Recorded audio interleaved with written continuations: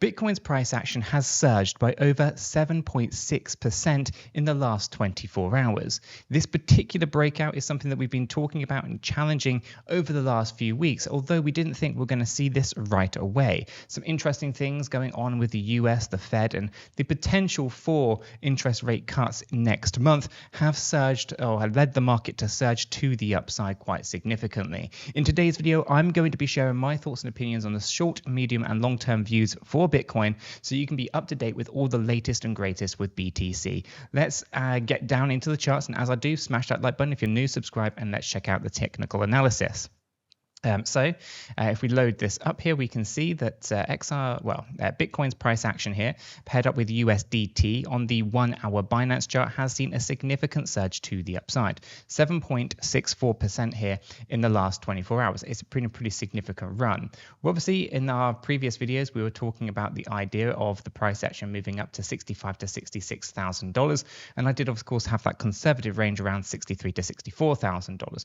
Yesterday, we did see the wick high coming in at 64,955 to the penny. Okay, a significant surge to the upside. We were, of course, hoping that we'd see a bit more of a pull to the downside before we'd have this launch. That is not the case, and we can see a clean break to the upside on multiple different fronts. We obviously had our downward trend line that was broken, and of course, we can see that we were testing these previous highs here. So we got some higher highs on our hourly chart, and we did break above that 62,745, which we were looking at yesterday, saying that if we were to breach that, that's going to be the place where we go long. And of course, like I always say, when it comes to these kind of things, we would be looking for a tight stop loss where possible and a 1.5 risk reward ratio. So we should have easily been able to trade a breakout situation here with some nice tidy profit. So looking good. Of course, we didn't have the idea of a short position and the importance of those stop losses as we approach this area. Stop loss would have been above that 62,745, and of course we would have been stopped out, and we could have reversed that into a long with that closed confirmed position.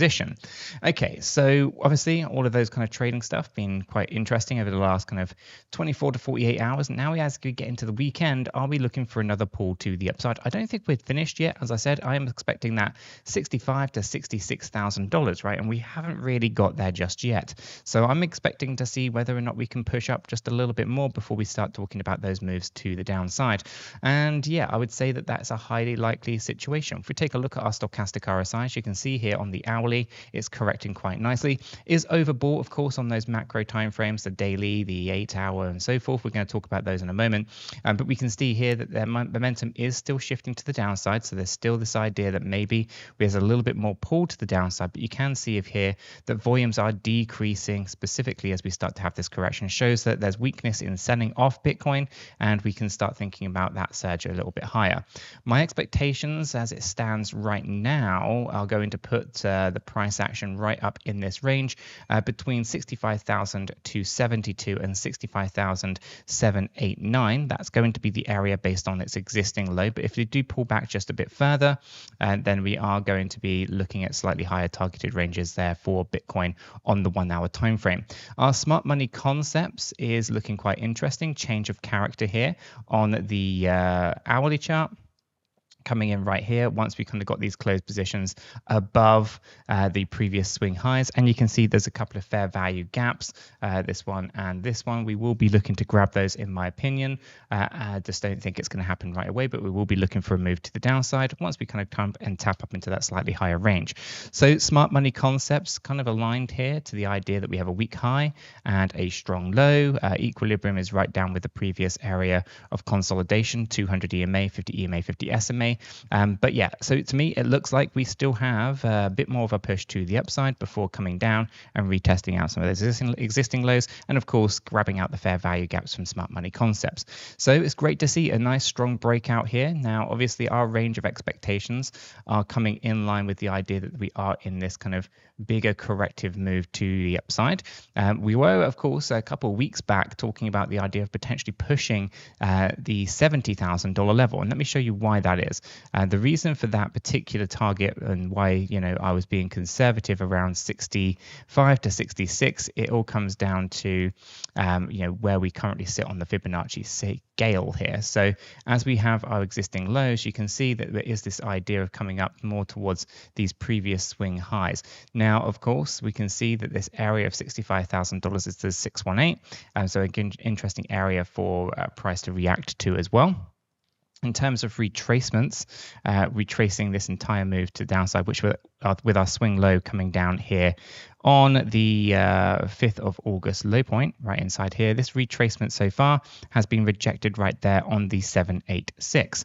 Okay, this is not a coincidence. This is going to be a very strong area of resistance. Now, rallying on through here and looking for a deeper retracement, of course, we'll be seeing whether or not we are going to be pushing things a little bit further, or whether or not we are just going to be reaching these upper areas of resistance now and get rejection. But you can see here that 786 really coming in and basically being our area of resistance for Bitcoin's price action.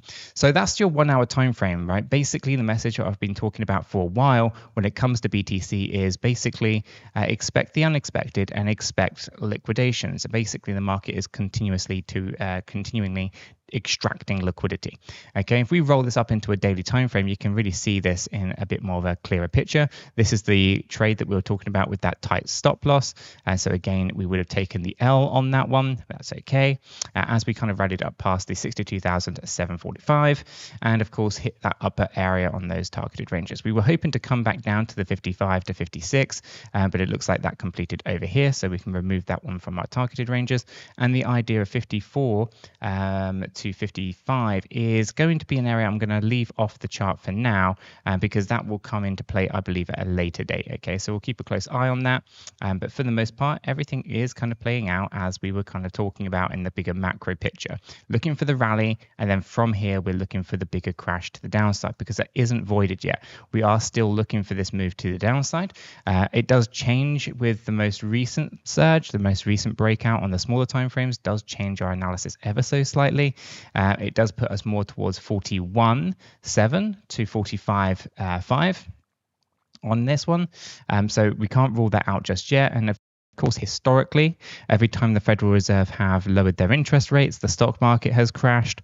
And of course, Bitcoin being heavily stock market now is likely to see a crash there as well. So as with everything that's going on from a fundamental standpoint, we have to also acknowledge that with Bitcoin's more than likely this relief rally that we're seeing here is not going to hold, and we are going to see a collapse in the market at a later stage. And that's going to be probably one of the last opportunities to build out big positions in Bitcoin and in the altcoins ahead of what happens before. The last time we saw these kind of events, we were in 2020. Okay, we all know what happened there. We saw massive areas of great accumulation ahead of the actual bullish market, which was 2021. And we are in 2024 seeing very similar things. We're looking for the Federal Reserve pivot. We'll look for the crash in the stock market. We'll look for the crash in the crypto market. Now, of course, a lot of people are expecting like big, massive dumps in the market. I want to kind of stress, guys, that we've already seen a market trying to price this in. We've seen ECB, we see the Bank of England, and they've already cut their interest rates. You can already see this happening. I think people there are people out there trying to price it in. I don't think it's been fully priced in. A move down to $45,000 Bitcoin would be a 38% move, to 41,700 would be a 43% move. This is in line with my expectations of what would happen with a Federal Reserve pivot. I'm not expecting Bitcoin to completely bleed out 100% or another 50% drop from where it is today. I'm just looking for it to come down to this previous area of consolidation.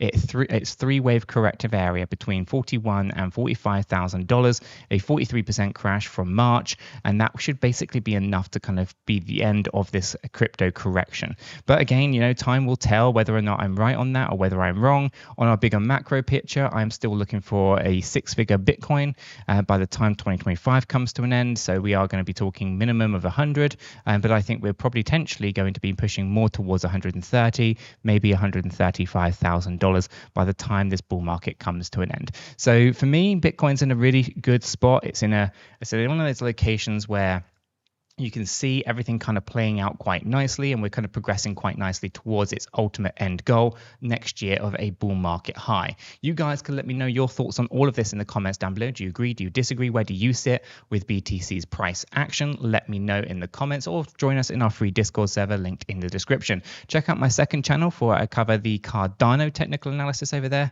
every single day. Until the next one though, guys, have a fantastic day.